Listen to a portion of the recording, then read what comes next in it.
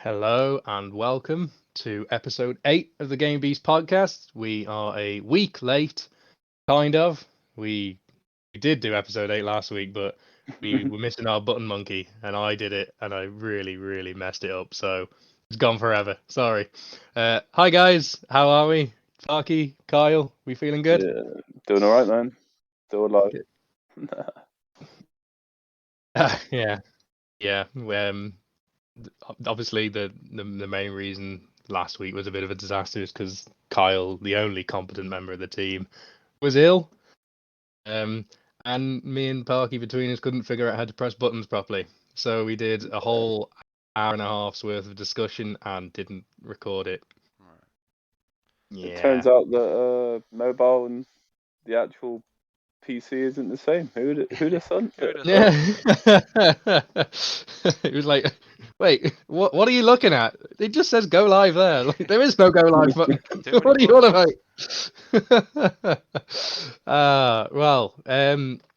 Yeah, so we're here, we're live again, a week late, but not a lot of news in the meantime, so thankfully we've cobbled together a more newsworthy episode over the 2 weeks that have passed. So let's get straight into it. What are we playing? I know what we're all playing, but Kyle, what are you playing? What are you playing right now, Kyle, as we speak? What am I playing right now as we speak? I might be playing Elden Ring.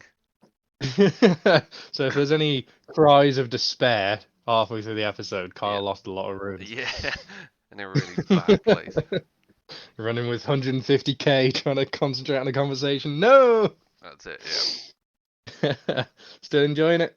Yeah, it's fun. I'm kind of one of those people that was like, right, I'm gonna pick this, these weapons to run with, and that's gonna be me.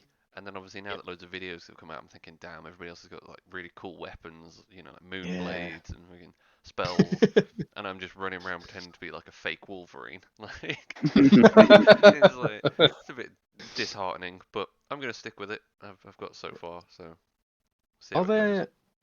Is there more than one variant of claw weapon in the game? Yeah, I've only ever found one. there's about 5. Ah, okay. Same for spears. There's about 6. Yeah, but you can get the best spear in the game at the beginning of the game, you realise that? Yes, yeah. Yeah, from that Golden Knight dude, I think, isn't it? Mm-hmm. But if you want swords, there's about 27 of them. And the sword I 50 of have. them, The sword katanas. I have. I'll come on to my build after, but Parky, I want to know how you're getting on, because obviously you're I'm still currently playing playing Chair Simulator. It's great. Oh, get out. Get out.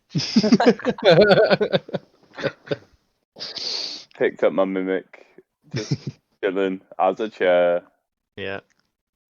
letting the game kill itself, So obviously you're referring to the infamous AFK grind in the what is it, Mhm. the War Dead War Catacombs? Dead Catacombs or something Yeah. like that, yeah. Using the Mimic's Veil, sitting on some stairs, dressed as a chair / candle.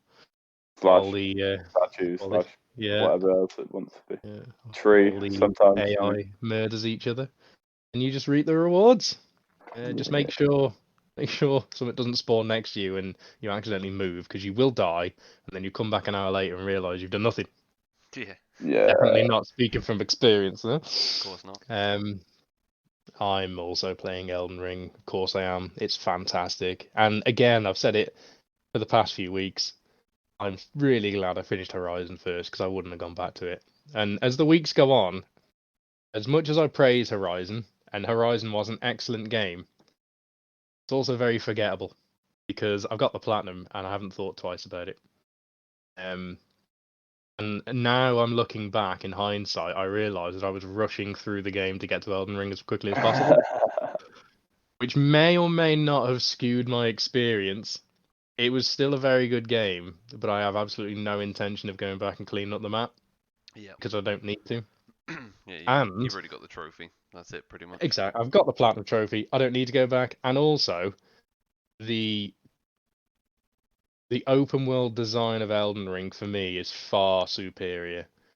Far superior. I don't think that I can go back to the old open world design anymore, because I've realised that the check marks and the waypoints and the lists upon lists upon lists of things to do just give me anxiety. And I feel like I go to work and I've got a list of jobs to do, and I've got these transactions to complete by a certain deadline. I've got things to post and money to send, and then I come home and I play Horizon. I've got lists of things to do, and I need to go and deliver this, and I need to go and hunt this, and I'm thinking, fucking hell, I've just done this at work. Now I've got to do it when I'm at home. I really like the fact that Elden Ring just lets you loose and you discover what you need to do, and you stumble upon things. And when I want to figure out how to get somewhere on a map, I might drop a waypoint, but all that is a beaming light into the sky. And I've actually got to look at the map and zoom in the map and think, right, I want to go there, but there's a cliff in the way. So how do I get past the cliff? Ah, well, if I follow this path up, that's how I can get around the cliff. And then I can move down this path. And I'm actually using the map like a map would be used in real life, if that makes sense. Yeah, it does. So I'm sure you've both had the same experience with traversing this map, and I think it's excellent. Yeah, I don't know And about you it two, is if you prefer a it or... huge map. Yeah. It's a huge map. It's a huge map. I mean, And as Parky discovered, you can reveal parts of that map if you pick up map pieces. Yes. Apparently, there are pieces of map that you can Hmm. pick up to make it very easier sorry. for yourself. Yeah, I'm very sorry you didn't realise that sooner, but never mind. Yeah, didn't Obviously, matter that much. we're all really enjoying this game. We've said that pretty much every week so far. So, is there anything else we want to say on it before we move on? It's got to be game of the year. It's got to be Has to game of be. the year. It's got to be. Yeah. yeah. Unless something creeps out from nowhere. I would have said before playing Elden Ring that Horizon was a contender. I still think Sifu is a good contender. I think that's awesome. Really great game. But Elden Ring is so good. It's so good. And at the moment I'm in this random cave thing. I'm completely lost, but it's fascinating. And there's these huge structures underground, and I'm generally walking through, and I'm like, wow, that's cool. And then this huge half dragon, half man jumps down from the ceiling, fucking annihilates me, and I'm like, oh, that's cool. I just lost 80,000 runes, but whoa, he looked good. So yeah, we'll move on for now. No doubt we'll come back to this somewhere down the line. But is there anything we're looking forward to other than finishing and playing Elden Ring? Yes, but we can talk about it later. It's on the itinerary. Fair enough. Okay, put a pin in it. Yeah. Okay. You, Parky, anything you're looking forward to?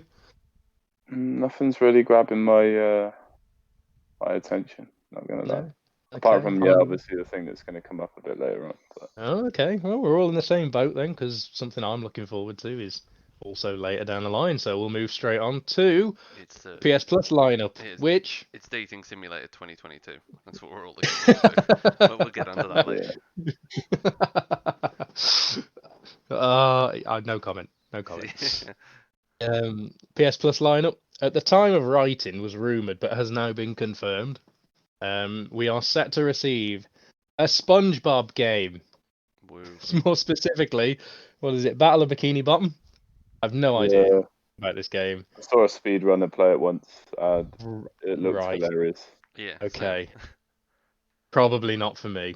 HUD Outlaws and Legends. I haven't heard great things about this, but I'm sure some people might enjoy it. I'll probably enjoy it. Do you have any idea what it is? I tried to look, but I couldn't really find a lot.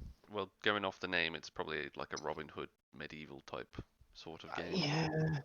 I mean, I'm into that. I'll have another quick look now. But the thing I'm interested in is Slay the Spire. Have either of you seen this at all? I have seen some like gameplay of it, I believe, a while back. It's like a roguelite kind of card game, but not really. So I know very little about it. I've only seen gameplay, and it really interested me. It's quite similar to Darkest Dungeon. Yep. Not as gritty and grim, but the sense that you're going through dungeons with a team, and it's a roguelite, so if you die, you're dead, or if you get to the end, you get to the end. But you get a deck of cards, and those cards depend on what cards you've earned, and those cards affect how well you perform in combat and healing attacks, yada yada yada. I think it looks really interesting. But I don't know all that much about it other than what I've seen through gameplay. So I'm looking forward to jumping into that. Apparently, Hood Outlaws and Legends is a action video game developed by Sumo Newcastle and published by Focus Home Interactive. And it came out last year. Yeah, I haven't really seen much about it since its release. It reviewed okay, middle of the board reviews. So But we'll review it when we're done with Elden Ring, then, essentially. yeah, definitely. But for me, Slay the Spire, I'm looking forward to that. Yeah. Either of you looking forward to any of these, Kyle? I'll probably play Hood. Look at it, maybe. Yeah. As long as it's somewhat I mean, decent. it should be said that Hood is the PS5 game on offer. That's the only PS5/PS4 game on offer. So Yeah, I mean, whether there's obviously a current gen version of that game. Slay the Spire looks interesting. I might play that, but Hood I'll probably play as one of those games that, if it's at least average, it'll be fine. Yeah. Okay. What about you, Parky? I'm kind of disappointed with the choices this month. Yeah. I'm not gonna lie. Yeah, I can Especially see with that. the trouble that PlayStation had, which I assume we're going to talk about a bit later on as well. But We will. Do you not think they're running out of games though? Because I was thinking this, especially with the we can segment into in the next topic, but yeah. Don't you think that it gets to a point where obviously yes, there's monthly games being released, but are they really good monthly games being released every month in terms of AAA titles? No. Because a lot of the people will say, oh, there's no good games this month because it's not a AAA title that's been released. It's nothing that you're really excited about or you've always wanted to play. But then I think the problem is go on, carry on. Well, do you run out of games? I picked up. That was how I got into Horizon. Is I basically waited over a year and picked it up on I think PS Plus at one point, and that's how I started playing. It was a really good game. I was obviously a good month for it, but a lot of these games either people have already bought because they're release games, or nobody bought them because they didn't want to play them. So does it not? I suppose get it depends to a point on where they're running out of good it games? depends on the individual circumstances, I guess, because you either need to have missed a game that you really wanted to play. So Resident Evil 7 came on PS Plus, didn't it? I think. No, it was part of the PS Plus collection, wasn't it? Yeah. So I'll use that as an example because it's the only one I can think of. But say it was on PS Plus. I played Resident Evil 7 because it was part of the collection. I missed it when it came out at the time because there was too much to play and I didn't want to drop a load of cash on it after missing the initial hype around it. And I was like, oh, maybe I'll come to it down the line. This was my opportunity to come to it, so I got it then. Kingdoms of Amalur. I loved that game on the PS3. I didn't want to shell out for the remaster because I've played it. But then it came to PS Plus and I was like, oh shit, right, this is my chance. And I played it and I finished it. And I never finished it, it was on the PS3. But I didn't buy it because I'd already played it. And yes, it was remastered, but nothing had changed about it. It was just a graphical update. Yeah. But because it came on PS Plus, I played it and finished it. And great, finally I finished the game that I've been meaning to finish for about a decade. Or you might not be interested in a game at the time of release, but then your taste might slightly change. Like Dirt 5, I played from PS Plus. I didn't really like racing games, but just that day that it was available on PS Plus, I thought, I'll give a racing game a go. I just want to sit back and chill for a bit. And I ended up playing that game to completion. So what you're saying then is now that you're a racing fan, you were super excited to hear Sonic All Stars Racing is on a PS Plus game. Absolutely not. No. But other people as well, they might not be able to afford a game at release. So maybe they are happy to wait down the line until it might become available on PS Plus. I'm sure that there'll be other factors, like someone will see Sifu and hear that Sifu is really, really hard and everyone keeps failing at the second level. They don't want to invest the money in it because they either don't want to waste the money or don't have the money to invest in something they might not like. But then Sifu might come on PS Plus, which I think we're all fairly confident it will after that maybe leak. So I think Sifu would be a prime example of a great PS Plus game that people who might have been adverse to buying it when it came out retail might be happy to jump in when it's quote unquote free. And also it depends on like an individual's perception of a good game, because I don't necessarily think it has to be AAA to be a good PS Plus game. No, but that's kind of what I'm saying though. Is there's not many. Yes, people might miss games and pick up a AAA title, but a lot of people are saying, "Oh, it's not a very good game this month. It's not a very good game this month." Well, it might be Yeah. for some people, but at the end of the day, there's only so many AAA titles that people are going to deem as, "Oh, it's a good game," or "I've already bought this game." So Yeah, there's you're just not right. enough games Yeah. out there, essentially, for No, there's to not. have No. consecutive weeks of, "Oh, this is good." Yeah. No, I see what you mean. Yeah. Yeah, you're right. Unless we delve really far back into the catalog, you are right. There's not a. That's the whole premise behind AAA games, isn't it? They're not supposed to be pumped out month after month, even though some series are. But I'd argue whether that's AAA standard. It might be a AAA studio, but when we get FIFA, is FIFA a AAA game? No, not really. Is Call of Duty a AAA game?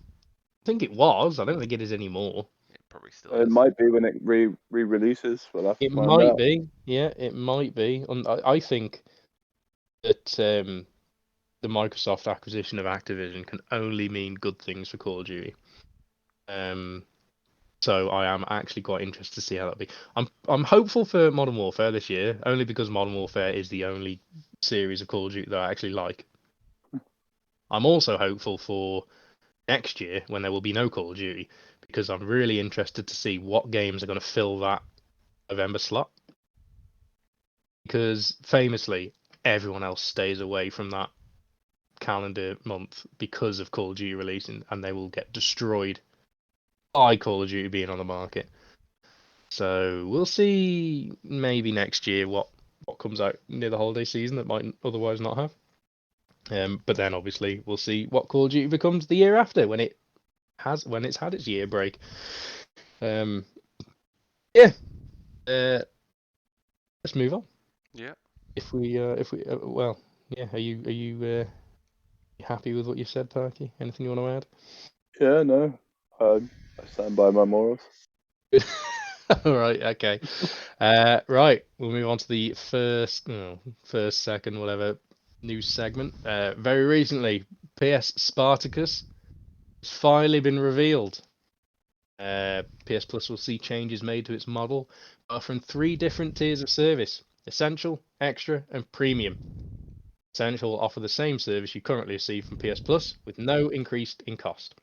Extra will offer the PS Now service for an additional cost, and Premium will grant access to a catalogue of classic PS1 and PS2 games, as well as game trials. I do have the exact list of benefits and stuff. So Essential, like I say, exactly as you're paying for at the moment, which is a little disappointing. We'll come on to that in a minute. Extra adds a catalogue of up to 400 of the most enjoyable PS4 and PS5 games. Interestingly, you don't get PS3 games with that. I thought you did, but reading it a second time, you don't. You have to pay for the premium option for PS1, PS2, and PS3 games. And PSP, which I forgot about. Interestingly enough, no PS Vita. That's weird. What do we think? Are we disappointed? Are we happy with the announcement? Were we expecting more? Were we expecting less? It should be noted that PS3 is only streamable, not downloadable. Clearly, they couldn't figure out the cell processor problem, which was just, in hindsight, a terrible decision. If people don't know, PS3 was built on a cell processor architecture, which is vastly different to any other console ever made. Vastly different from the PC architecture, so it was very hard to port to, very hard to port from, and essentially rendered it impossible for backwards compatibility on PS4 and PS5 natively, because processors just don't work like that. So I get why it's only streamable. It's still very disappointing that a multi-million-dollar corporation can't figure out emulation on a machine as powerful as a PS5. But anyway, that's enough said. What do you two think about this? Are you disappointed? Are you happy? Kyle, we'll start with you. What do you reckon? I'm underwhelmed, but at the same Underwhelmed? time, Yeah. I knew it would never be. Everyone was always expecting it to be, hey, it's going to be a competitor to Xbox's Game Pass, but it was never going to be that. You can't just directly compete with, a competitor's service, because then it's basically just, oh, mine's better than yours kind of competition. So I anyone will always, say, just to jump in before you carry on, it depends what you class as competing, because it's not day one, it's not day and date new games. Jim Ryan's clarified that not day and date games, so we won't be getting new releases on day of release on this PS Now service because as he says, and whether you choose to believe it or not, that's up to you. Having these games on the subscription service will reduce the investment in the studios and reduce the quality of the games. That could be corporate speak. It sounds logical, and frankly, in my opinion, from the caliber of games we've seen from Microsoft so far, kind of rings true. But again, that's my opinion. Carry on, Carl. I mean, yeah, that was pretty much it. It was never going to be a direct competitor because, they were never going to just say, hey, look, we'll give all of our, AAA titles, first party platform games on day one of release. Yeah, yeah. Because somebody would just buy a subscription for the month, play the game, and then be like, okay, I'm done with it now. Yeah, absolutely.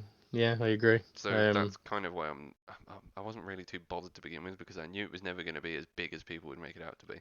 It wasn't going to be a Game Pass competitor. No. But No. it's pretty much just either PS Plus with PS Now included, or PS Plus with PS Now Plus kind downloadable of PS Now, yeah. PS1 games. Kind of PS Now included, because the basic PS Now before did include PS3 games, I believe. And now they've kind of sectioned that off behind the premium curtain, which is a little bit annoying. I wasn't a PS Now subscriber, but it seems as though they've really taken advantage of that catalogue of classic games to be pushed towards the premium service. What do you reckon, Park? Are you pleased with it? Are you underwhelmed like Kyle? I don't know. We still kind of knew that what it was going to be. It wasn't going to be as hyped as it was. No.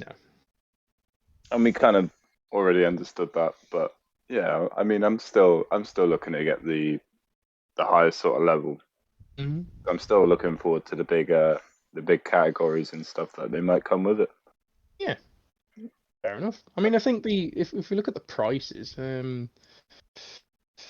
the prices for Essential are staying the same, and I'll do monthly prices because I don't know anyone that not monthly. Sorry, I'll do annual prices because I don't know anyone that pays monthly unless either of you two do.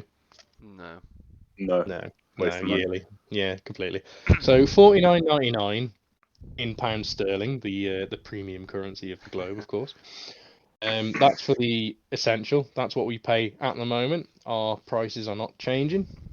It will remain as $49.99, and we will get exactly the same service we already receive. For the extra, it's going to cost, when I scroll down a little bit further, $83.99. So, what? 30 quid more? So, for instance, this year, my subscription recently renewed. I could drop 30 quid and get the benefits of PS Now for the rest of the year. And I think that's what I'm going to do.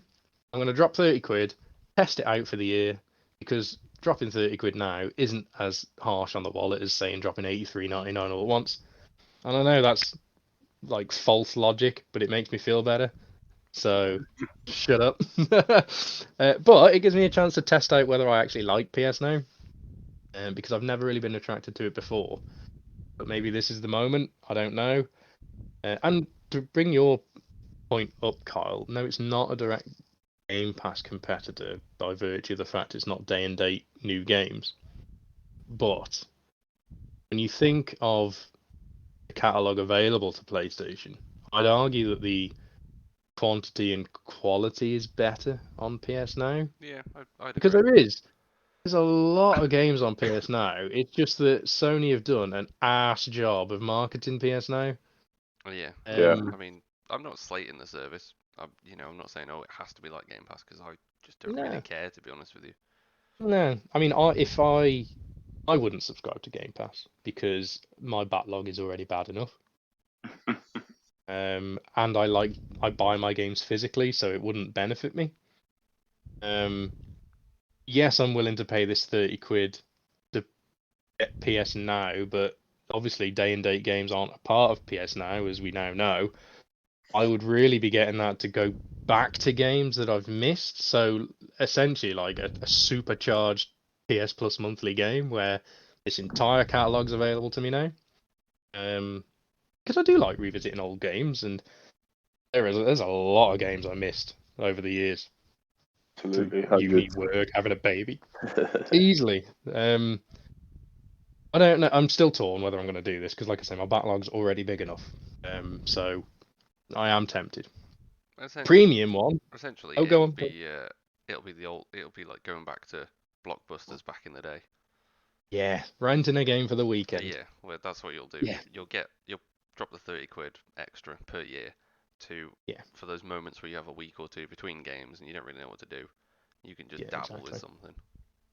But also, a benefit that would probably save me a lot of money is the fact that if I've got access to the PS Now catalog and my son gets bored and he sees a game he likes, it doesn't mean I have to fork out for it then and there. It's just ready and available to download. Saving money in the long run. So yeah, I mean, he's got his own PS4 up in his bedroom, and he moves on quite quickly from games.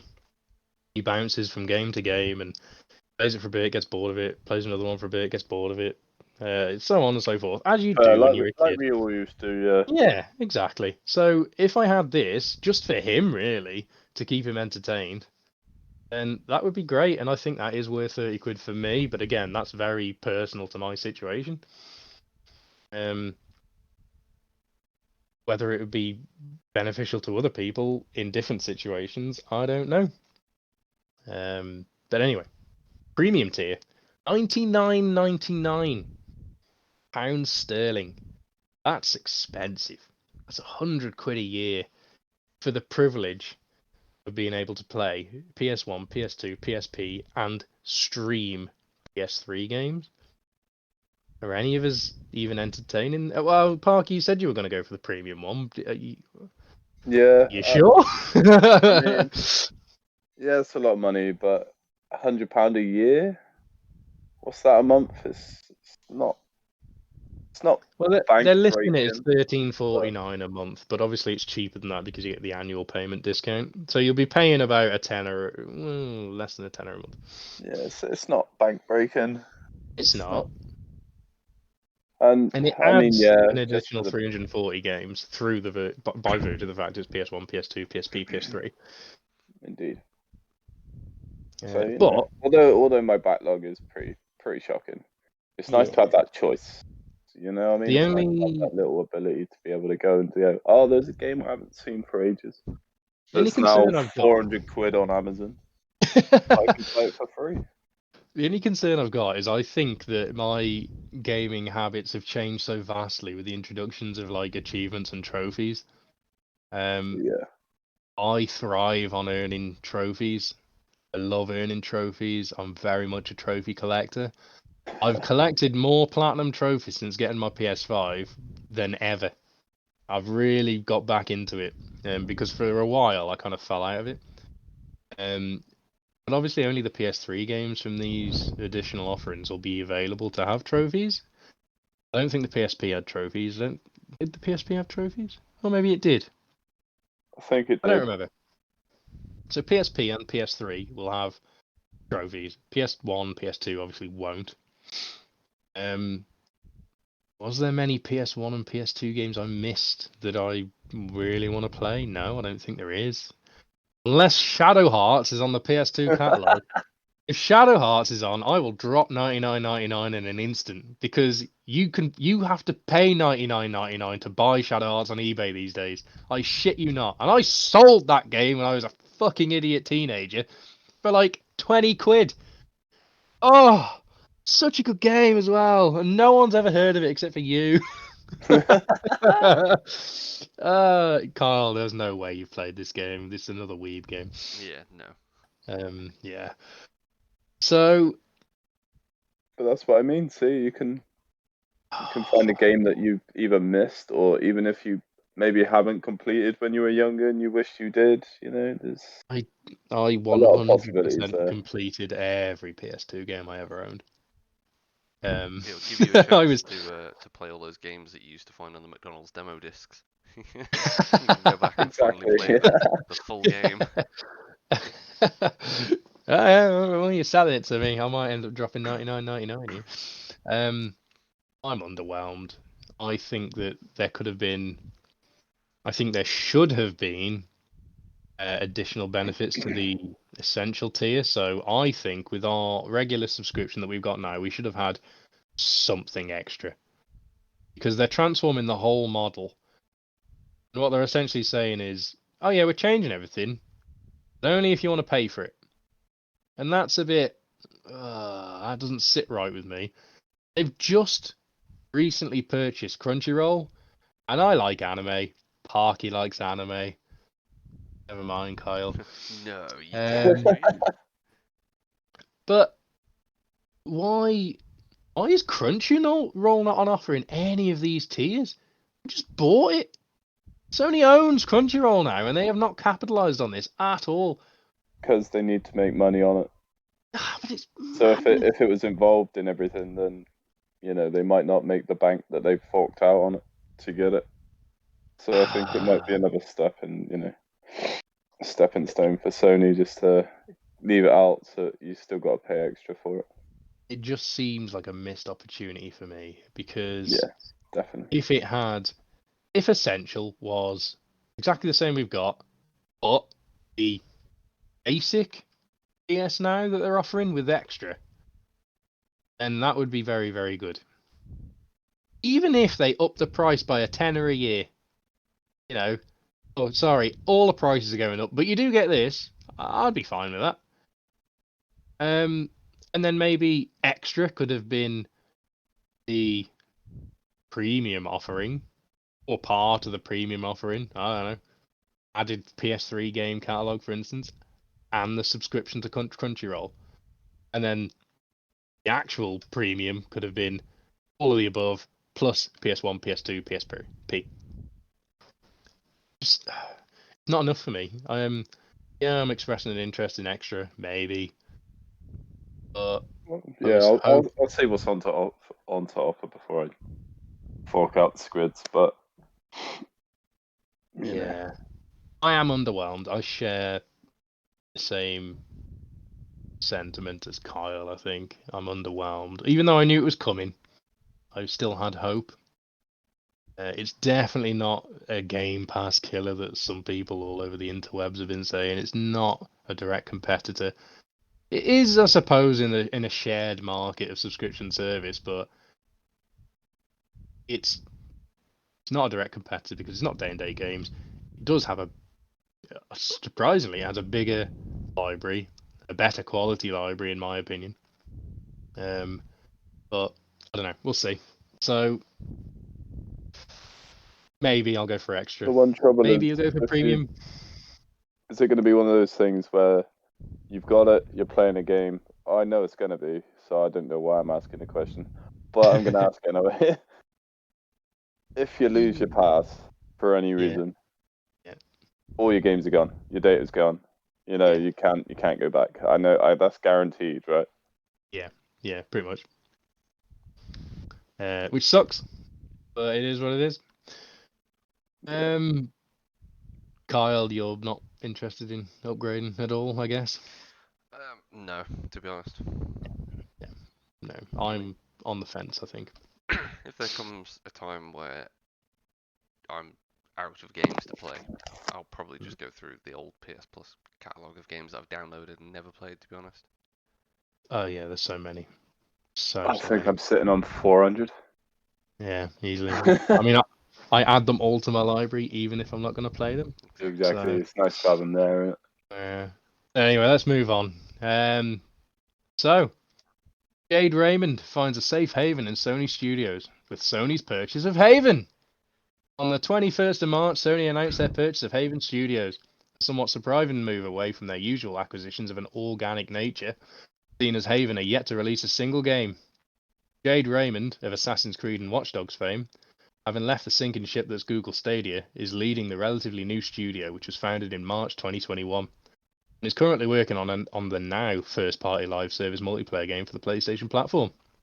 So, why are Sony investing in this unproven studio? Do we have any idea? This is very unlike any of their other acquisitions. All the other acquisitions we've seen, except for Bungie, I guess, were long-standing relationships. Firesprite, Insomniac Games, Deviation Games, Housemarque. This is very much away from that trend. Got any ideas, Parky? Do you have any idea? No? No clue at all. It's one of those. They're just probably doing what Microsoft not always do. Try to just hoover up as much as they can, just to keep the rest of the market down. They were already making a PlayStation exclusive live service multiplayer game before the acquisition. Exactly. So, but obviously they've seen something that we haven't, because all we've seen is concept art for this thing. They must be incredibly impressed to go ahead and purchase the studio based on what is effectively concept art. What do you reckon, Kyle? Save the sinking ship. No, Google Stadia is dead. Yeah, it was never a massive hit in the first place, was it? Let's be honest. No. Jade Raymond was...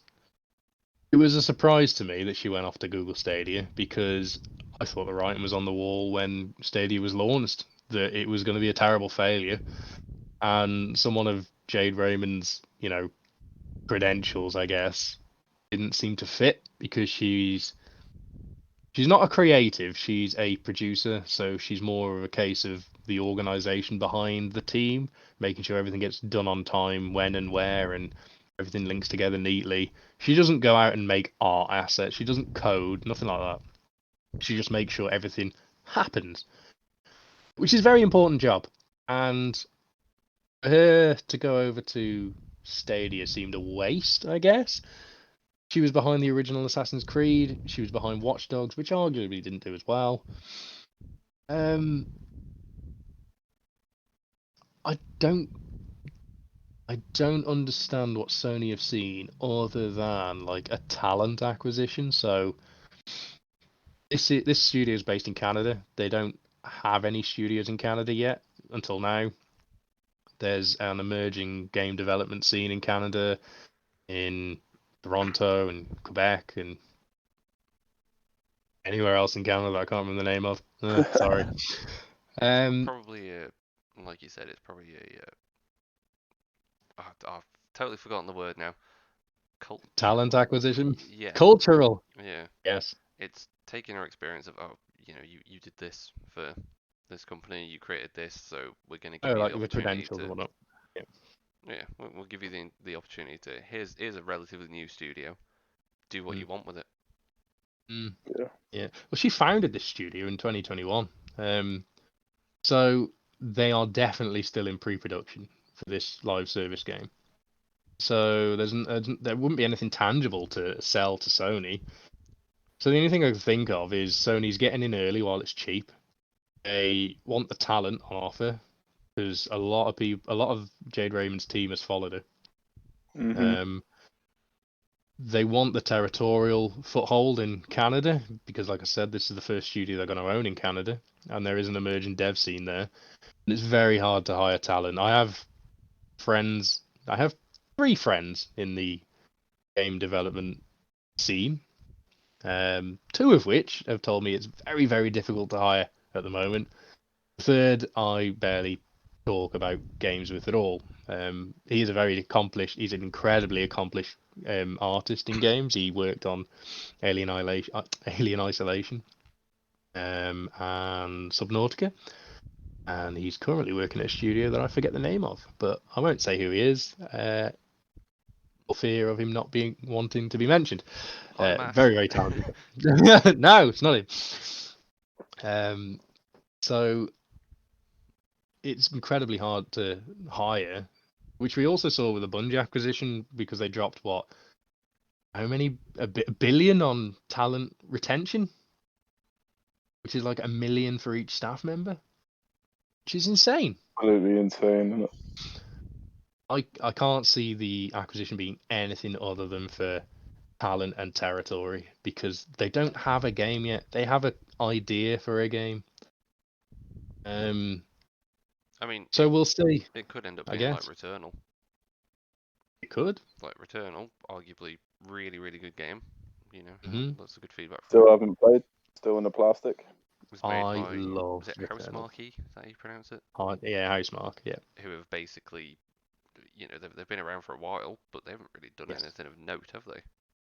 Not that you could name off the top of your head. No. They did.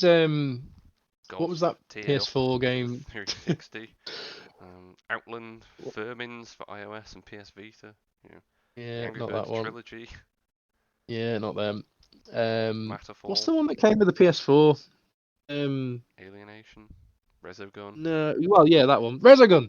That came packaged with the PS4 essentially. It was like one of the first PS Plus games. That was incredibly popular. It wasn't for me. I didn't really like it, but it was incredibly popular. And that's essentially what skyrocketed Housemarque into favor with Sony, because it was such a successful game. And I think Returnal is where Housemarque should stay now, because all of their previous games, like you say, there's nothing really of note, nothing that stands out that much. Alienation was good. Dead Nation, I think, was made by Housemarque as well. Dead Nation was a great game. Dead Nation was a great game, but it's not. Dead Nation is not on there. It is. Sorry, 2010. Sure. Yeah. I think Dead Nation came out and then Alien Nation came out after. Both were PS Plus games. There has been a trend of Housemarque games being PS Plus games. So not necessarily the biggest retail sellers, but definitely high player counts. I think Returnal is probably their first retail success. It didn't sell 12 million copies like Elden Ring has, but it's a niche game and it's a hard game. I know Elden Ring's hard, but Elden Ring has all the marketing power behind it. Yeah. Returnal was a niche, bullet hell, roguelike. So bullet hell is niche, roguelike is niche, Soulsborne difficulty. 3 niches all packed into one. There is no wonder this didn't sell gangbusters, but it still sold really well, and it was awesome.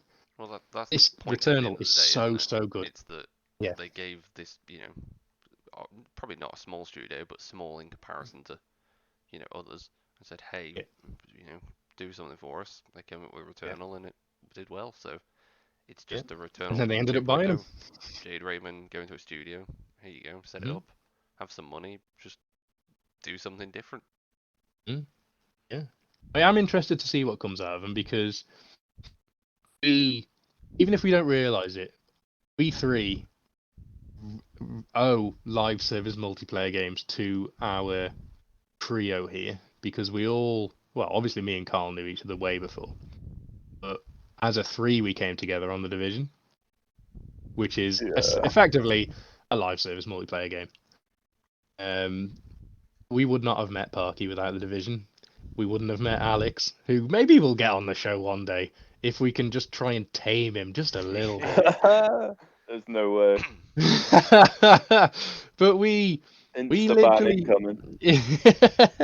we met in the Dark Zone on The Division and just decided not to kill you, and instead sent an invite off to chat, and then we just for some reason carried on talking for years and years, which I'm grateful for, may I say. But I'm interested to see what this is, because I think we're lacking a good live service multiplayer game. What's the last good multiplayer game we played? For me, it was Modern Warfare. I mean, I played Borderlands with my mates, like going through the story and stuff like that. But see, I quite like that sort of thing. But yeah, the real last. This one doesn't Elden Ring doesn't count as a multiplayer game, even though it can be. I just Yeah. find the summoning friends is very difficult. Yeah. Yeah. Oh yeah, of course, because you and Carl have been playing co-op, haven't you? Tried. I think we got one Tried. boss, and then I couldn't see a summoning thing anymore, and I was like, all right, Yeah, that was it. guess that's just it.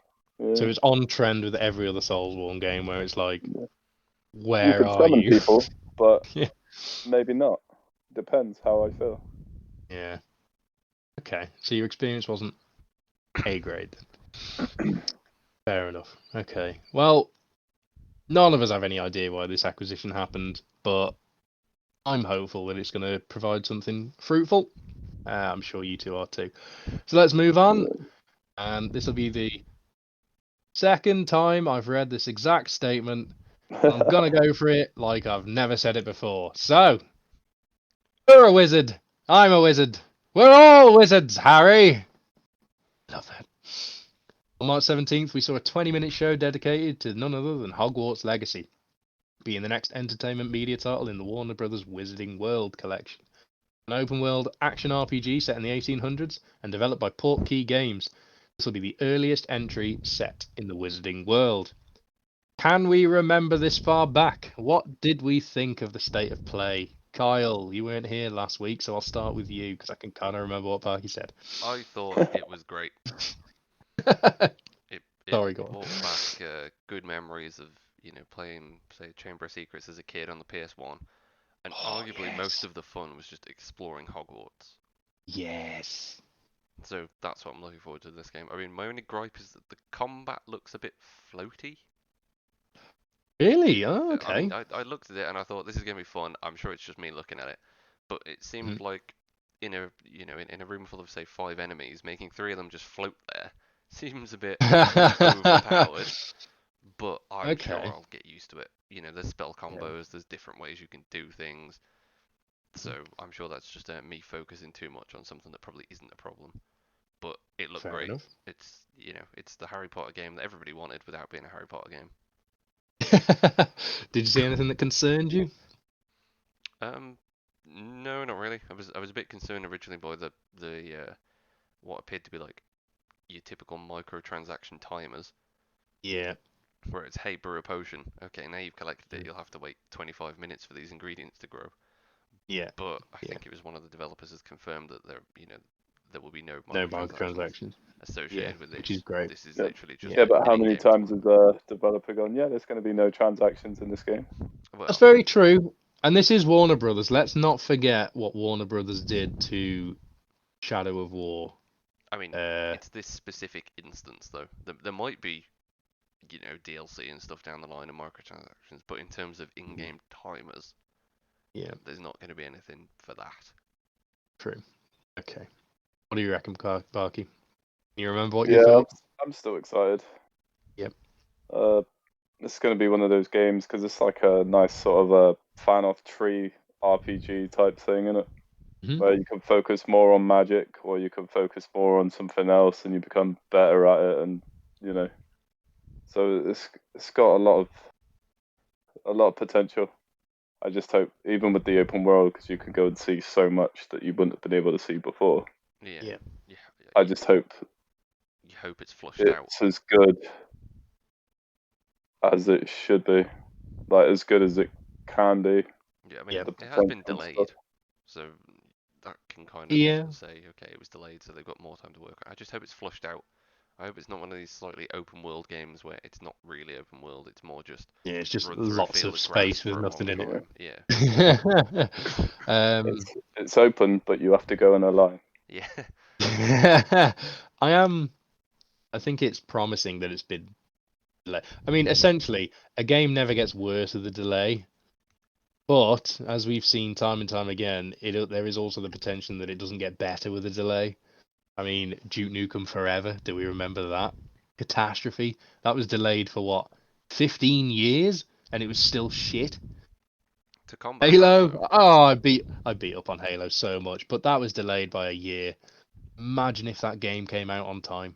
Yeah. Imagine. There would be nothing to play at all.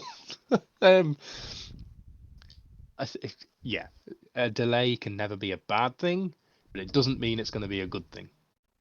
I mean, Is what I'm trying to get at. An upside though is that it was a gameplay trailer. It was a 20-minute show that was all gameplay. Well, apart from the bit with humans speaking at the end, so we'll say 15 minutes. But it was a 15-minute solid gameplay trailer. It was no cinematics, and you still don't really know what the game's about.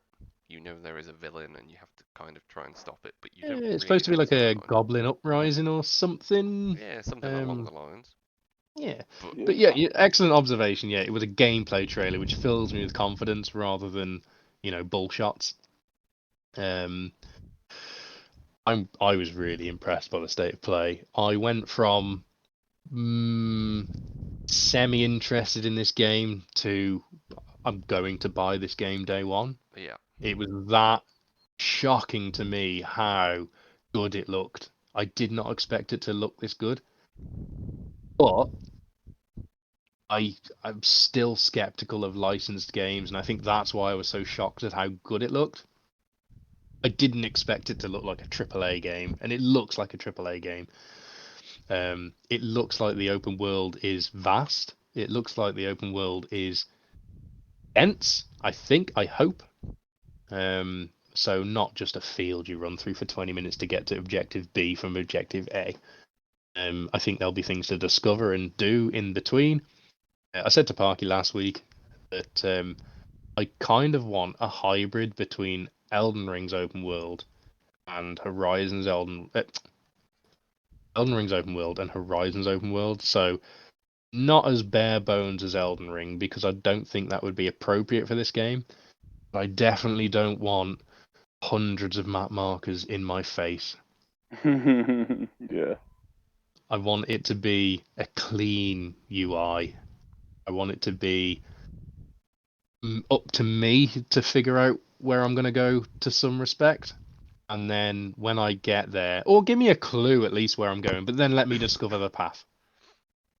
I was also concerned about the timers, but since they have confirmed that there's going to be no microtransactions, which is good, I'm going to choose to believe them because I'm tired of being pessimistic. You've got to think it's going to be like, 25 minutes in a game that's an open world is what? Nothing, is it? Let's be honest. Exactly. Yeah, that's true. That's true. And we're going to see areas that have been mentioned in the books that we've never seen on screen. We're going to see areas that we've seen on screen but reimagined for the game. We'll see no characters except for the ghosts, nearly headless Nick, for instance, because this is set in the 1800s. It's 200 years before the books, effectively. Which I like. I like the fact that it's going to have nothing to do with the Harry Potter or Wizarding World that we already know, because this is supposed to be our adventure in this world. Yeah. And I don't want it to be bogged down by anything that's already part of the world. I don't want to be doing chores for someone that, yeah, you know what I mean. Yeah. Hagrid comes out of nowhere. Harry! Oh, I mean, Harry. random person. Yeah, I'm excited. I'm looking forward to this. I was going to read the PlayStation blog quote, but I don't think there's really much point because we've pretty much covered everything they've said. So if you want to go and read the PlayStation blog quote, it's still up. It's still available. You can go and read it yourselves. Don't be so lazy. Let's move on. Actually, no, let's not move on. I forgot I'd added this bit. It's just moved on to the second page. I want to touch on this quickly because I think it's interesting. We won't talk about the politics of it. But what do we think of some outlets' decisions not to cover this game because of the J.K. Rowling controversy? And some examples are GameBite, kind of funny. GameBite is a gaming publication, kind of like IGN, kind of funny. Used to be a small YouTube channel founded by ex-IGN employees, and then it grew and grew and grew and grew and grew, and now it's just your typical corporate media outlet, and the bigger they got, the worse their content got, in my opinion. I used to be a kind of funny fan, not so much anymore. But they have outright said, as well as GameBite, as well as, forget his name, Imran something or other. He's a journalist for GameBite, I think. He said he personally will not cover it, as well as the company. They've all said they're not going to cover this game because of the controversy around J.K. Rowling. What do you think of that? Do you think that is fair? Do you think it's unprofessional? Do you think it doesn't serve the audience? Do you think it does serve the audience? Do you have any opinion at all? Kyle, what do you reckon? Well, for the British fans, there's a Jeremy Clarkson quote that's perfect for how I feel about this. Go on. And that is, "Oh no." Anyways, I don't care. It's been well known during, the event and the publicising that J.K. Rowling has basically had nothing to do with the game. Yeah. So boycotting a franchise she created is like saying, "Hey, I don't like, for instance, medieval stuff because this one guy was a real dick." You know, like, So oh, I very hate One guy hit everything me with that's a ever fucking been morning Russian star. because of, Yeah. certain leaders, or I hate Germany because of Hitler. Yeah. They've had, just because they're from there, just because they created this, doesn't mean they have anything to do with it. Hitler was So, Austrian. if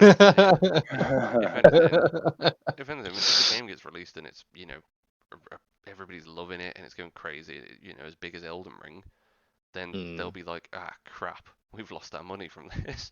Yeah, but you got to stick to your morals. Yeah, which they won't What do you reckon? guarantee they'll do a full U-turn, but Maybe we'll see. What do you reckon, Parky? You got any opinion? Yeah, I'm with Kyle, man. It's like she's got nothing to do with this game, so why boycott it? Absolutely. It's just the sort of thing that we come to accept now, and it's like, oh, she made the books fucking years ago, so now everything's got to do with her. It's like, no, she's got nothing to do with this game. In the 90s, when there was very little, if any, knowledge about transsexualization, but yeah, that's when she created this series. She herself had no idea of this concept, and it's arguable as to whether she is a transphobe. She's never been proven to be a transphobe. She's said some things that aren't helpful to the trans community, for sure.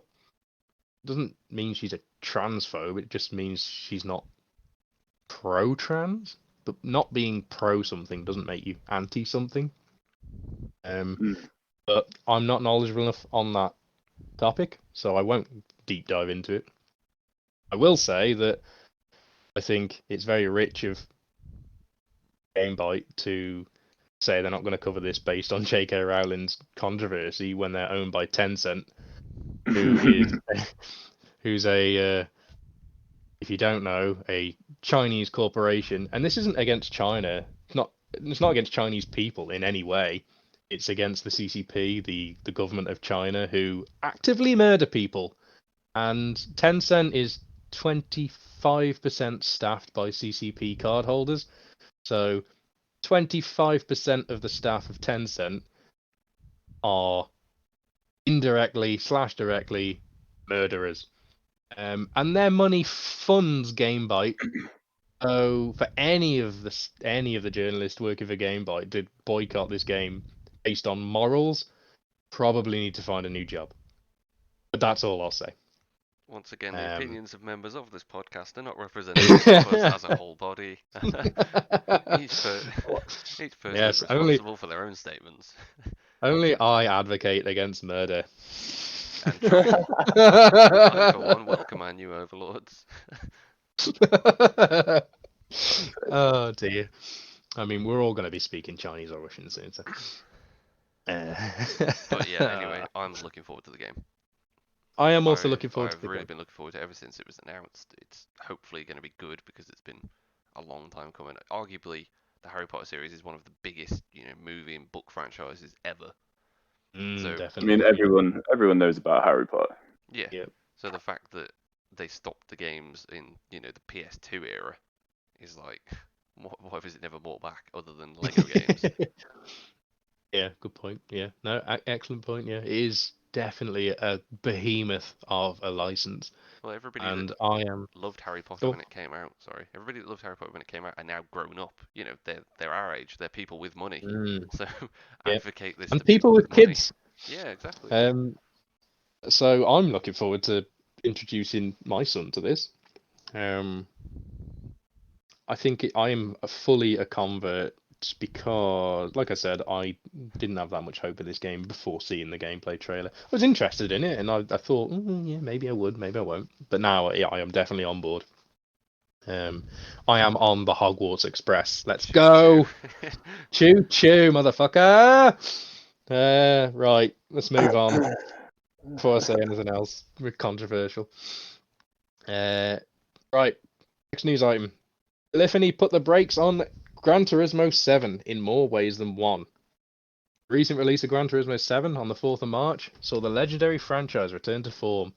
With a strong 87 on Metacritic, the sim racer seemed to be back on top, but since the release of the game has been plagued with controversy and technical issues, with microtransactions being added after the review window, an update increasing the in-game grind tenfold, and around a 30-hour downtime following a scheduled maintenance, it's clear to see why the user score for GT7 has plummeted to 1.7 following a slew of zero-score reviews.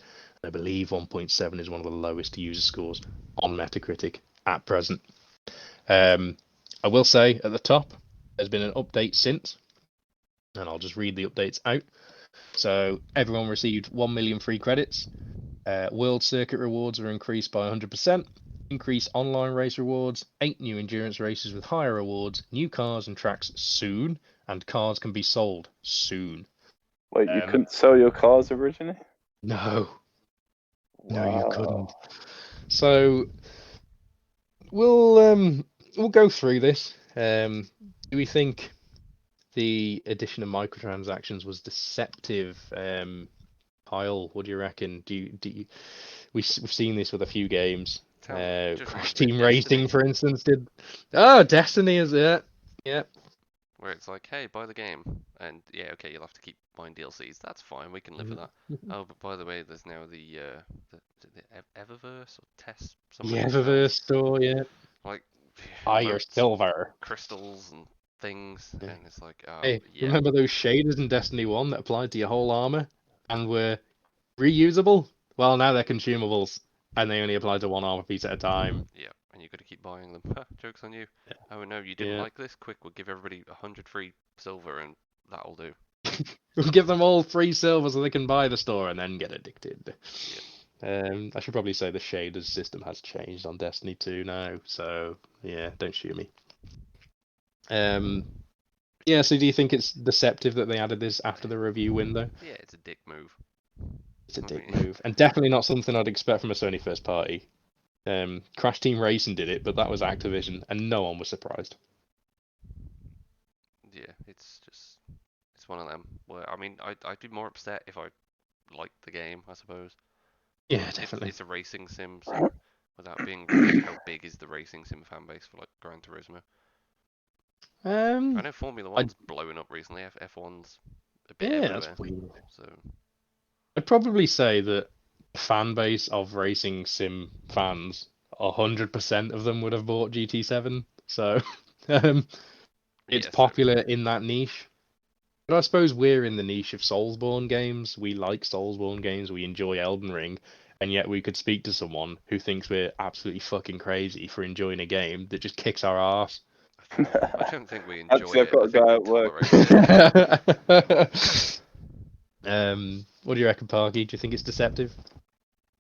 Yeah, like I was saying last week, it's a bit backhanded, man. It's a little bit dodgy, but it was probably one of those things that they were always going to put in, but never got around to fixing it before they managed to do all the testing and stuff. But I think it was deceptive. I think it was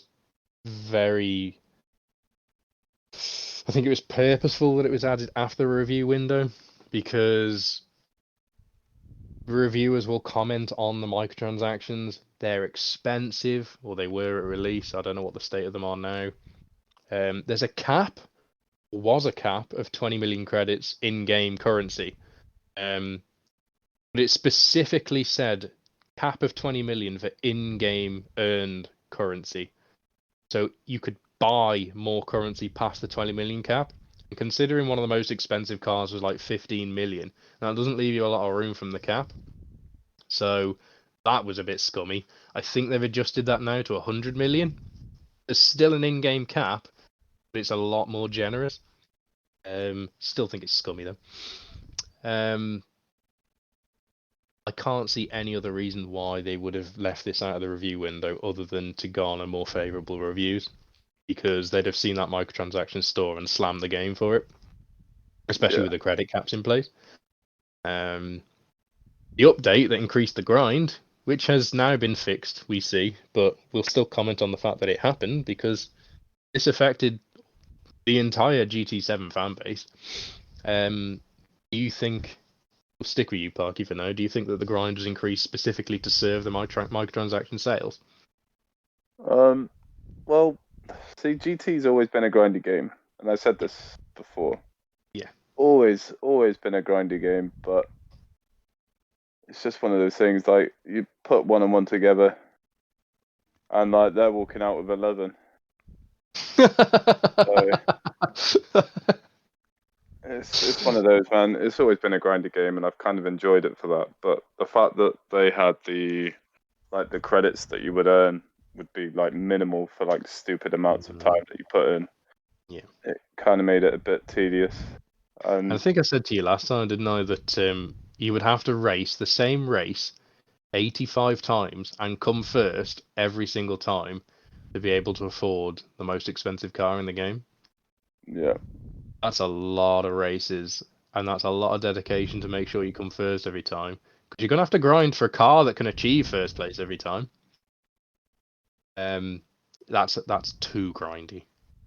And this is coming from someone that plays JRPGs religiously. This is coming from someone that's played Dragon Quest and grinded in Dragon Quest. Still hasn't finished Dragon Quest. What do you reckon, Kyle? Do you think this was specifically done to serve the microtransaction sales, or were they just ignorant? Did they not test this well enough? I think it was just done to kind of extend the game, basically prolong the gameplay. It's a grindy game. Maybe. Will make it even more grindy, and the microtransactions are just kind of there to say, hey, look, we've added more content to the game, but you know, if you want to speed it up a bit, if you don't want to grind that much, here's this. So it's kind the of old Ubisoft booster packs. Yeah, that's what it is.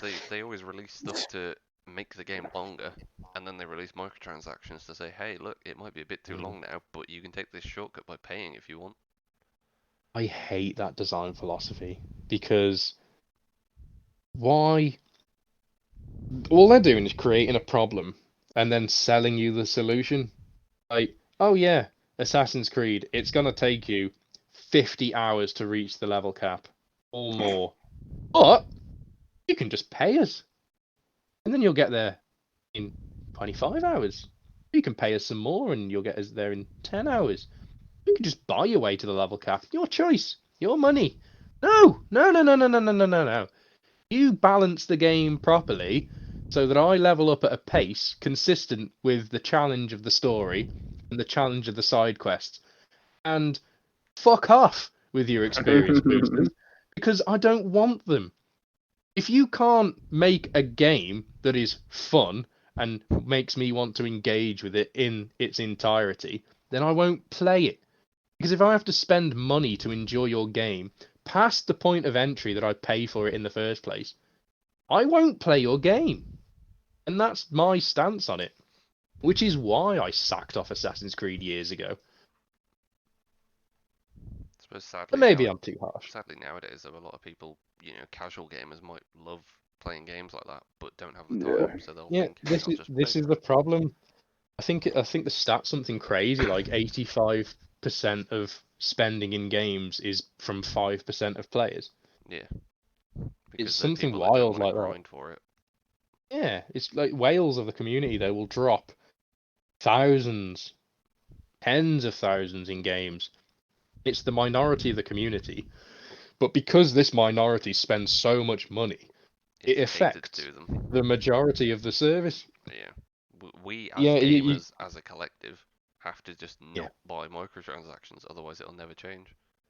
Yeah, it's the old adage of vote via wallet, but we are the least disciplined customers in any industry. The movie industry, the boycott. Look at it this way: Sonic. Do you remember the original design of Sonic for the recent Sonic movie. Yeah. The backlash for that was so great that they went back. They delayed the film. They went back and redesigned Sonic, and then it became the greatest video game movie of all time, in my opinion. Whoa, hang on. Have you not Oh, seen Pixels? Whoa. You can get out with Pixel. Freaking even Have you not Mario seen Bros Mortal was better than Kombat? Pixel. Yeah, but Mortal Kombat was cheesy good. Sonic was Yeah. really good. And I am There's so a looking forward to second one Sonic out 2. now as well. No? Yeah, and cleverly, the movie poster for Sonic 2 resembles the box art for Sonic 2. And if you look very closely in the number 2, you'll see Knuckles' face. So look, just zoom in a little bit, and you can see Knuckles' eyes. It Either looks way, awesome. we've gone off on a tangent. We've definitely gone off on a tangent. What was I saying? GTA 7. Microtransactions are bad. Let's move Thanks. on. Yeah. Okay, let's move on. At least it's not RNG related anymore. Thank God True. for that. Yeah, okay, we'll move on. We've touched the last point, so we'll go straight on to Stranger of Paradise in both name and nature. The latest spin-off of Final Fantasy entry is here, and it's weird. If you are hoping for a rich Final Fantasy 1 prequel story, then Jack Garland is here to smash those hopes into tiny crystal pieces and flip you off every time you try and get a word in edgeways. So, PS5 Metacritic score sits at 72, with mixed positive reviews. We spoke about this game before. We kind of sold Kyle on it. So I'll start with you, Kyle. Do you think, judging by the 72 score, bearing in mind you enjoyed Days Gone, is this still a good game? Is it a good meta score? Does it matter to you what the meta score is? Are you still interested in it? I know Yeah, that's a lot of questions, so I'll let you speak. yeah, probably still interested in it. Don't really care about scores that much. I mean, as long as it's 60 or above, I reckon is my kind of threshold. Yeah, I think below 60, there's got to be a concern then. Yeah. Even if this is just an average game, I'll still enjoy it. There's nothing wrong with an average game every so often. Yeah, Some games definitely. come along and you're like, hey, I really enjoyed that. Wasn't the best, wasn't the worst, but it was better than, some games have been. So that's kind of my stance with it. It's very basic, but I'll probably still play it. Well, I have a very specific example that I'll come on to, but we'll go over to Parky first. What do you reckon, Parky? You still looking? Well, not looking forward to it, but will you get to this game eventually? Do you still want to play it? I will. I think it's on my next list after Elden Ring. I think I might take the dive on that one. Even though it's a low Metacritic score, there's some games out there that are low but have been some of the best games I've played. Can you remember any? Off the top of my skull, no. I can. I'm gonna come on to this. I know exactly what you're gonna say. Yes. So this game, PS2, scored 73 on Metacritic, but it was an 8.6 user score. Very high user score. And this game, Shadow Hearts. Oh, what a game! Yeah, I know you don't want to know what this is, Kyle, but come on, you got to jump on board with this. This game was fantastic. It was like Chinese / European, really gritty folklore. It was a JRPG, obviously, turn-based, with a really interesting mechanic. Like, to attack, there would be this spinning ring, and you got to press X at the right time on sections of the ring to either get regular hits, critical hits, and if you miss, then you just miss the attack. The main character could transform into demons. It's fucking cool, man. Oh, so good. Oh, but it's also £99.99 on eBay if you want to buy a copy. But anyway, yeah. But that was a 73. And Shadow Hearts is one of my all-time favorite games. So to me, when I see a score in the 70s, and we'll come on to this later with Ghostwire Tokyo, which has also achieved roughly in the 70s, I actually get quite excited because I think, ooh, critics don't like it, but my taste is weird, so maybe I'll love this game. And that's what I hope for Ghostwire. Like I say, we'll come on to that later. So yeah, I'm not concerned about the score for Stranger Paradise. If anything, it just makes it more appealing to me. The user score at 6.8 is probably indicative of the fact that people came into this thinking it was going to be a Final Fantasy game. And in actual fact, it's a Dynasty Warriors. I think you said it last time. Yeah. Well, just to kind of also emphasize my point, I had a quick rack of my brain of games that I thought were very sort of average, but I still enjoyed. Need for Speed Payback. Oh yeah. Yep, it's the Met score is 61, and the user score really. And the user score is 4.3.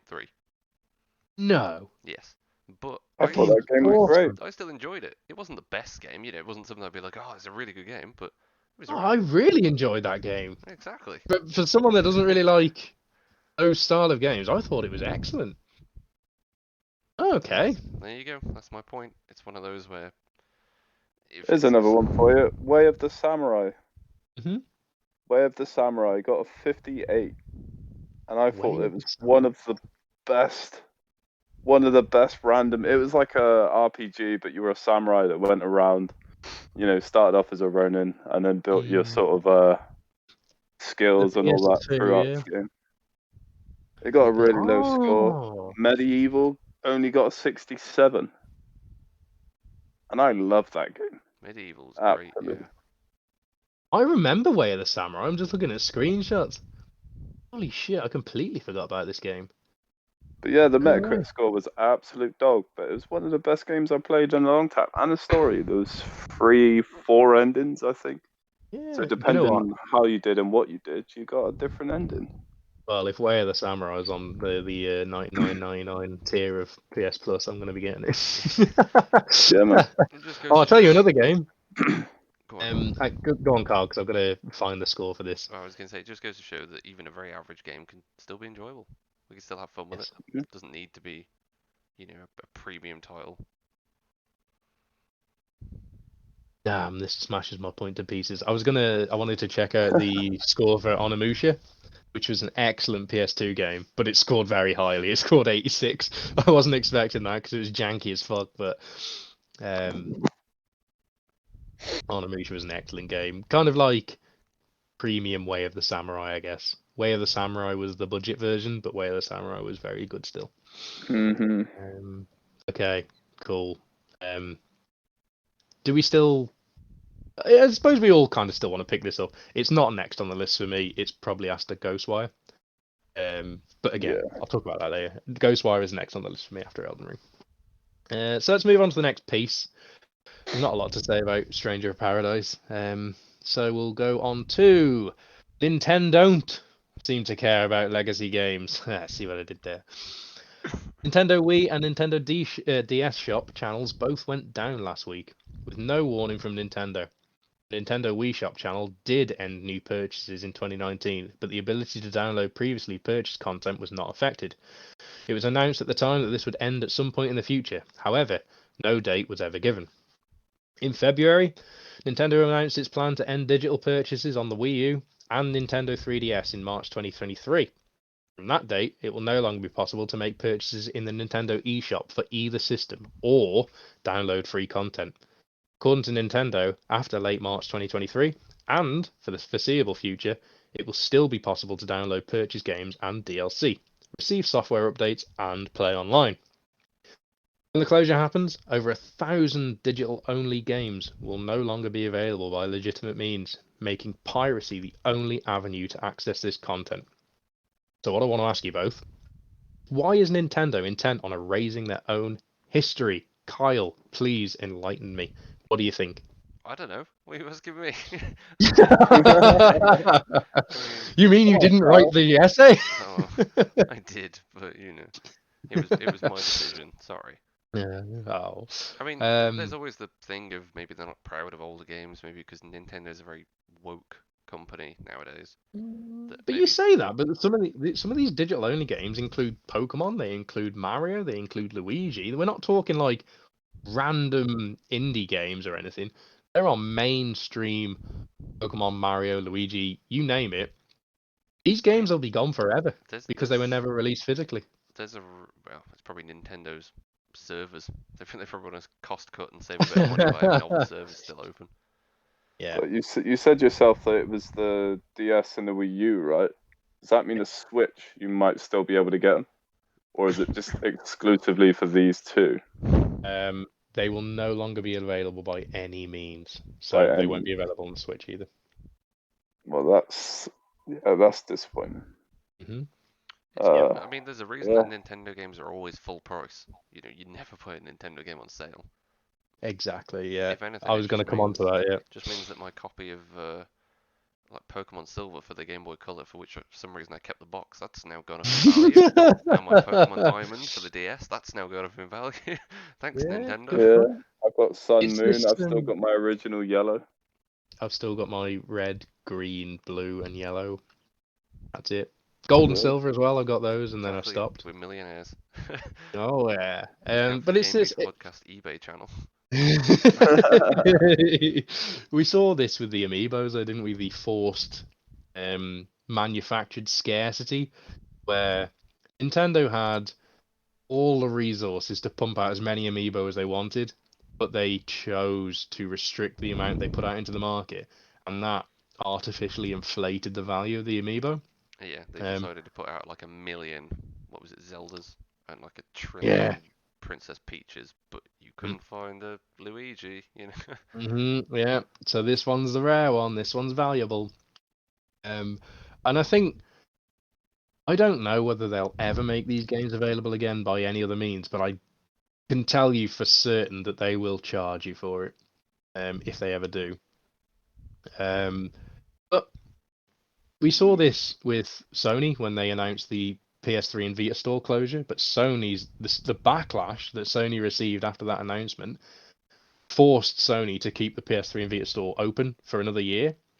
Why haven't Nintendo seen the same backlash? Why does Nintendo always get a pass? And frankly, Nintendo treats their fan base like shit, but they get away with it every single time. And why do you think that is? Probably because the people that buy Nintendo games are more likely to have bought them physically. Therefore, people that bought a Wii have probably still got their Wii games or sold the Wii, and so don't really rely on the Wii Shop channel to buy their games for full price when they're 10 years old. All right, fair point. Yeah. Okay. What about you, Parky? What do you reckon? Should Nintendo get any backlash? 100% they should. But like I said last week, it's the age range of the people who tend to play these games now are probably not, like us. They probably haven't played the old games like we used to. There's probably a lot of younger people playing on the Wii and that now. So yeah, it's probably they're used to their newer games. Yeah. And they probably don't have the same market back. awareness that we do either. They don't have a clue that if a shop's going to shut down, do they? They don't care. And yeah, you're absolutely right. I think that they deserve all the backlash that Sony got. I think it's a shame that over 1,000 games are going to just disappear. And it raises the question whether or not certain situations, such as this one, does that give rise to maybe a leniency in judgment on piracy? What do you think, Kyle? I mean, if you legally have the game physically or have bought the game physically, you have a right to get it digitally. So I'm not endorsing piracy, but or emulation in any way. It's interesting that you say that because there is a legal debate on ownership. So if you own a game physically, does that give you the legal right to emulate it? The legal answer is no. You own the physical license. You don't own a digital license. Yeah, but if you pay attention to a lot of the games when you have the physical copy, it says not to be played publicly. Yep. On a lot of games, so yeah. I mean, the long and short of it is, you buy a game, you don't own it. The discs we buy, the discs I buy for my PS5, for instance, all that is good for, it's a license, it's a physical license. And the benefit of a physical license over a digital one is that it's transferable. So, I'm not an intellectual property lawyer. I work in property. It's completely different, but I know from my education a little bit about IP law, and licensing as well. So the physical license has a benefit of a transferable license. So I have my disc. I don't want it anymore. Kyle, you want my disc. So I give you my disc in exchange for £10. I have transferred my license to play that game to you for £10. And now you have the license. And you can use that license to your discretion within the terms of service. If I bought a digital license, that is a non-transferable license. I cannot give you the digital license to my game for £10 because the digital license is restricted to my account, to my online identity. What I'm trying to get is the physical license, and the reason I buy physical games is far superior to the digital license. And also, the digital license can be revoked without warning. Yes. Whereas the physical license can't. And this is why there's a distinction in law between physical ownership and digital ownership. So, yeah, you might own the disc, but that doesn't give you the right to emulate it legally. That's still technically theft of an IP. Whether it should be that way, that's debatable. If you own the disc to something and then Nintendo stops any other means of playing that game, why shouldn't you emulate it? You paid them their money already. And say your disc falls into disrepair and you can't buy it anymore because there's no physical copies left on the market and they've erased the digital copies, why shouldn't you emulate it? You've already given them their money. Bam, lawyered. Oh, fact attack. Or vague fact attack because, like I said, yeah, but you know what Nintendo do if people start doing that? It's lawsuit city, isn't it? Lawsuit City, yeah. It's all just one big Nintendo. ploy so that they can look at the streamers and thinking, have they got a copy of this on their PC? You can't get this physically on the PC. We shut down the servers. You're no longer able to access this. Hang on a minute. Did you see the recent news story? And this is in the last few days, I think. A 25-year-old scanned copy of a Mario 64 game guide has been DMCA striped by Nintendo. So Nintendo found a scanned copy of one of their magazines from more than 2 decades ago, and they are now suing the person behind the scanned copy because Exactly. well, because they need that money, Nintendo, obviously. yeah, Nintendo do what Nintendo do. Yeah. It's fucking ridiculous, man. And this is what I mean. Nintendo treat their fan base like shit, but get away with it because Nintendo's the family-friendly company. Indeed. Yeah, I think it's wild. It's absolutely wild. And I'm still a Nintendo fan. I'm a lapsed Nintendo fan, let's say. I love Nintendo when I was a kid. I still appreciate Nintendo for what it is. We have a Switch in the house. Oh, I barely play it because for some reason, and I still don't get this, and yes, we're going off on a tangent again. Why doesn't Nintendo have any trophies or achievements? How have they still not caught up? Yeah, it's like a meaningless addition to games, but it is an addition to games, and people do enjoy it. I'm a trophy hunter. I have friends that are achievement hunters. Everyone likes the satisfaction of earning some intangible award for doing something in a game. Why don't they just add these to their games? It doesn't make any sense to me. But final question on this point, Kyle. I don't know how you feel about game preservation, but do you think Nintendo needs to do more? No, I think Parky had the main point actually, which is a good way of thinking about it. A lot of people that play Nintendo games now are of the younger demographic. You know, everyone has their old copies of N64 stuff, but I think Nintendo's always adapt with the times. So why not just get rid of all the stuff in your back catalog because it's not what's selling, you know? Yeah, but counter to that, we have all just mentioned we've all got our old Pokemon games, and we look back fondly on them. And if at the time when we were kids they were digital only, and then those digital only games were erased from history, we've got nothing to look back on then. Yeah, I mean, So if it was a case of they were doing it for the Switch, then yeah, maybe there'd be a bit more outcry. But maybe in 20, 30 years time, if they start getting rid of Switch stuff, then it'll be this all over again. But for the time being, I think a lot of people, even for the Switch, they still buy the games physically or through the store, and it's a newer generation. Back when the well, Wii you say came buy out, it physically. You can't buy that many Switch games physically because, like, if you go into a game in our local game, Kyle, go in there whenever you're around and look at the Switch section, and 90% of the cases I download are codes. Yeah. Which is wild. What is the point? But yeah, it's a mad one. I guess we'll have to see. We'll come back in 30 years' time and we'll say, okay, they've done it again, so this is obviously what they were planning on doing. Episode 3000 of the GameBeasts Podcast. We're going to revisit the Nintendo games now. Carl my can't teeth are talk falling because out. he's lost his false tooth. What do you reckon, Parky? Game preservation? It sucks. I mean, I'm still really fond of like the old SNES games, and it would suck to not be able to show them to a younger generation because they don't exist. Yeah. You know, like Yoshi's Island. Yeah, Baby Mario crying all the time is annoying, but that's what you had a mute button on your TV for. I mean, we have spoken about in this very episode about fond memories of gaming PS2, PS1, Tomba.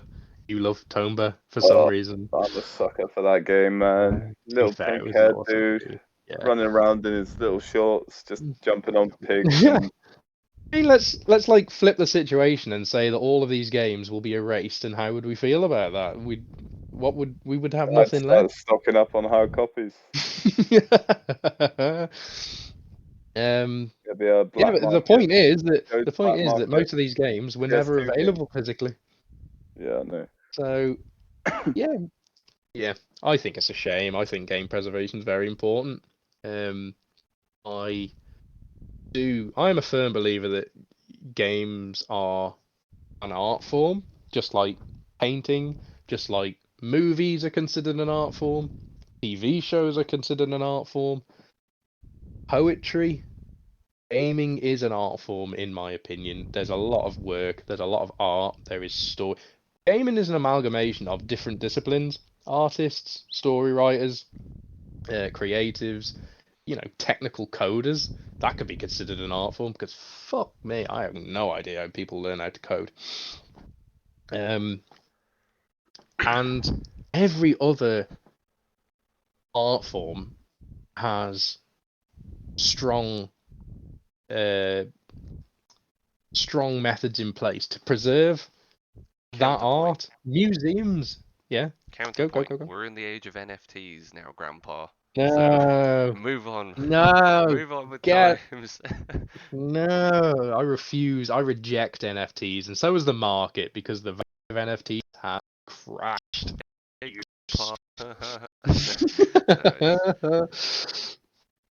All right. We'll move on. Just quick news points. We don't have to go too deep into. Just say what you think. Say what you see. Next Battlefield game's in pre-production, and it's set to move away from the hero shooter. Thank Christ for that. It's not going to be a few years till we see this game. Any thoughts, either of you? No, let's see what they come out with. Be good. I like the old school Battlefields, but this one I'm not too fussed about. Yeah, the one that's out right now sucks. So hopefully the next one will be better. No more hoverboard flying. No. New Witcher Saga announced. I've spelt that Sage. Whoops. New Witcher Saga announced by CD Projekt Red. The poster shows a new medallion that we haven't seen before. So I don't know if either of you were Witcher fans. I certainly was. Certainly am. Yeah. I mean, it's good. Geralt's had his storyline. Move away from it. He has. Expand the universe. Definitely. Nothing wrong with that. Yep. I don't think we've seen this medallion before. It looks different. So obviously Geralt was the wolf. This is not a wolf medallion. So we'll see what that means. Just another point to note, CD Projekt Red are moving away from the proprietary Red engine, and obviously Witcher 1, 2, 3 and Cyberpunk were all created in the Red engine, their own proprietary engine software. Yeah. They're moving to Unreal Engine 5, which arguably could be better. It will certainly have more support, so if something goes wrong, for instance, so with a Red engine, if something goes wrong, well, they made it, and they need to think, shit, what happened? What do we do? Yep. Unreal Engine 5, if something goes wrong, they ring up Epic support line and they say, this has gone wrong, what do we do? And then it gets fixed. The only caveat with that is the fact that they will then owe Epic 5% of all their sales proceeds. But after the disaster that Cyberpunk was, I do not think they want to take the risk ever again with releasing a game that is completely broken. And the PC mod market will have a whale of a time. Exactly, yeah. Easy plugins for mods. Perfect. And Unreal Engine 5 looks very promising. That, what is that game called? Black Wukong or something? That really impressive looking indie monkey game. The Monkey King one. Yeah, that one. That looks It super does look impressive. really good. And I'm pretty sure that runs on Unreal Engine 5. I don't think there's been any notable releases on Unreal Engine 5 yet because it's so new. But I am intrigued to see what will be produced from most of the games on the Unreal Engine system itself, they always look pretty stunning. It's a crisp engine, you know. The benefit is 3 and 2 were insane for their time. Yeah. The benefit of Unreal Engine is the fact that there's so many people that use it. There's so many forums out there to troubleshoot. There's so much support, so much collaboration. It might be seen as some as, you know, ooh, you're jumping on the Unreal Engine train. But if it makes a good game at the end, why do we care as consumers what engine's been used? I think it's promising. Okay, next point. Breath of the Wild 2 is delayed till 2023, which in my opinion means that Elden Ring will win Game of the Year. Yeah. We spoke about it earlier. Delays aren't always a bad thing. Game of the Year, it's got to be. If you delay a game, it gives it time to patch itself, work itself, fix all the bugs. It's good that more games are being delayed. I mean, I'd rather just have an accurate release date, but... Yeah, but we're never going to get that. No. Do you think that it is because it needs more work, or do you think it's been done to avoid Elden Ring? It's probably a bit of both. It's probably a lot of bugs, and they think, well, instead of patching it, we'll just delay it, and also Game of the Year. Which is good. I'm glad people are now going, oh, let's not release it in a buggy mess and fix it with a day one patch. Let's delay it and fix it. Thank you, Cyberpunk. Yeah. Well, they got around to it eventually, didn't they? Yeah. And also, famously, Nintendo have never released a broken game. Ever. So, says a lot. Rocksteady's Suicide Squad killed the Justice League. That's been delayed until spring 2023. But Rocksteady haven't released a game since 2015 with Arkham Knight. Well, they released a VR game in 2016, but I don't think anyone played that. Don't think I didn't even know there was a Justice League game coming out. Well, it's a Suicide Squad game. Yeah, it looks pretty good. It does look pretty cool. Yeah, it's been delayed till spring. Again, it can't be a bad thing. Doesn't necessarily mean it's going to be a good thing, but I am concerned that Rocksteady are a one-trick pony because, yes, the Batman Arkham games are very good, but they are... The first Batman Arkham game, Arkham Asylum, was very, very good. Then Arkham City came out, which was widely renowned as good, but not as good as Asylum. And then Arkham Knight came out, which was regarded as good, but not as good as City, which was not as good as Asylum. So with each sequel, they've expanded the game, and it wasn't as good.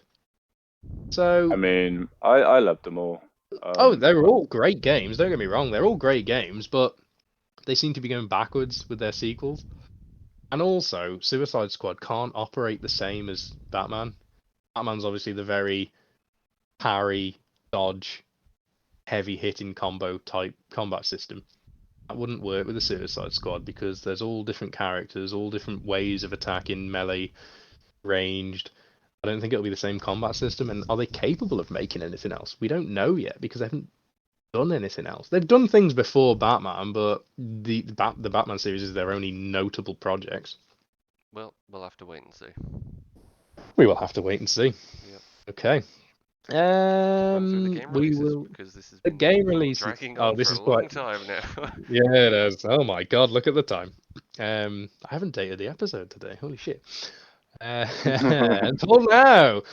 So the game release is for the week beginning of the 21st of March because we're going back 2 weeks. I will run through this as quickly as I can. Blast through them. We got Blast Through 'em. Room Factory 5 on the Switch, March 22nd. The Ascent for PS5 and PS4, which was previously an Xbox exclusive, March 24th. Expedition Zero for the PC, March 24th. Lumote, The Master Mote Chronicles, PC, PS4, Xbox One, Switch, Stadia, March 24th. Stadia? March 24th. Ghostwire Tokyo, very, very briefly. Reviewed kind of poorly, but we've already established that 75 is not actually that bad. I'm really looking forward to it. Great user score, 8.2. I'm really interested. This is my next game. What about you, Carl? Quickly. Yeah, I'll look at it. Good. You, Parky. Yeah, I'm gonna buy it. Good. Both of you have to play the Prelude. It's very, very good. It's half an hour of your time. It's like a animated storybook with gameplay elements. Very, very good. Highly recommend it. Everyone go and play the Prelude. It's free. Noted. Noted. Kirby in the Forgotten Land for the Switch, March 25th. Tiny Tina's Wonderlands for the PC, PS5, Xbox Series X, PS4, and Xbox One, March 25th. This is reviewed well. It looks very good. I'll pick it up at some point, maybe. It's probably going to end up on PS Plus like every other Borderlands game. Yep. Lost Judgment, Kaito Files DLC. Apparently Lost Judgment's a really, really good game. March 25th for PS5, Xbox Series X, PS4, Xbox One. Abermore for the PC, March 29th. Crusaders Kings 3, PS5 and Xbox Series X. Pretty sure this came out on Game Pass not long ago as well for console. So, 29th. GTA Plus for GTA Online Pass. This is probably worth mentioning very briefly as well. Have you seen this? No, I'm gonna assume. Okay, right. So now GTA Online has a subscription service that will earn you like 500,000 in-game dollars every month, and you get a couple of exclusive stuff. But you can only buy the subscription service if you've got the next-gen version of the game. Yeah. So PC players, no. It's the game's coming to the end of its lifespan, is what a lot of people see now. Seeing it as a final dash for every bit of money that they can get off people, and then they'll just end it. Which is a waste, because if you've got PlayStation, you get $1 million every month anyway. Yeah, it's completely bullshit. But you'll get an extra 500,000 on top of that for the privilege of what? I think it's like $6.99 a month or something. Completely ridiculous. Completely pointless. Do not support this. Do not subscribe for this. If you do, no, I'm not going to say it. In Nightmare for PS4, March 29th. WRC 10 for the Switch in America only. Yeah, I think that's World Rally Championship. Yep. March 29th. Death Stranding's Director's Cut PC, March 30th. That's notable because it was a PlayStation exclusive previously, but that's another PS exclusive coming to PC.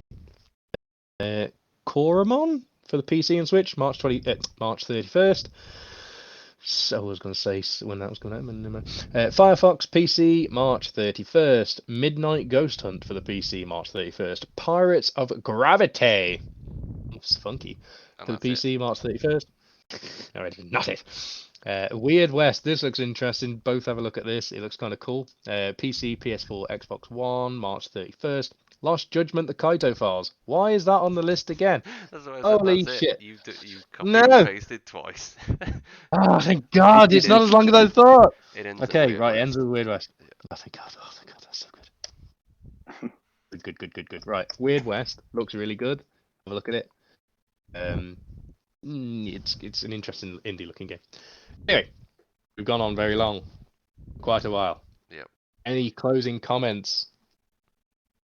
Kyle. I'll go first then. I'm psyched for Hogwarts Legacy.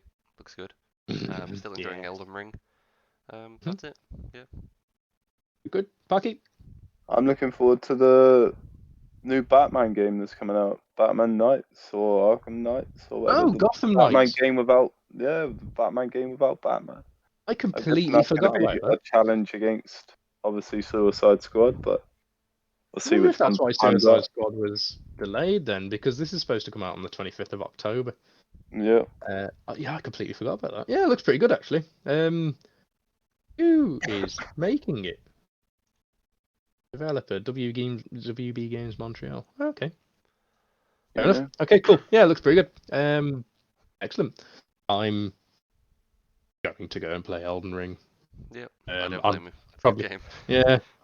Pretty sure I got COVID as well because I'm very, very tired, so I'm going to take another test. But we'll see. I'm glad you're feeling better, Kyle. Nice to have you back. Yeah, welcome Nice back, to, Carl. nice to have someone that can actually Press stream the the right button. And rein you in from an hour of 45-minute podcast. And gauging the amount of weeb content. Thank you for that. It's all good. That's what I'm here for. Surprisingly, though, me and Parky were quite reserved last week with the We weeb content. were. I know there's no evidence of this because we royally fucked up. It was only an hour and a half, so it was actually less time. Yeah. So if anything, it's all Kyle's fault. Okay, Yep. I accept that. Right. As always, it's been a pleasure to speak to you both. It's been a Absolute pleasure joy. to talk to the masses. And that's it from us. Yep. Thanks, guys. Ciao. Speak to you soon. Ciao, ciao. Bye. Bye-bye.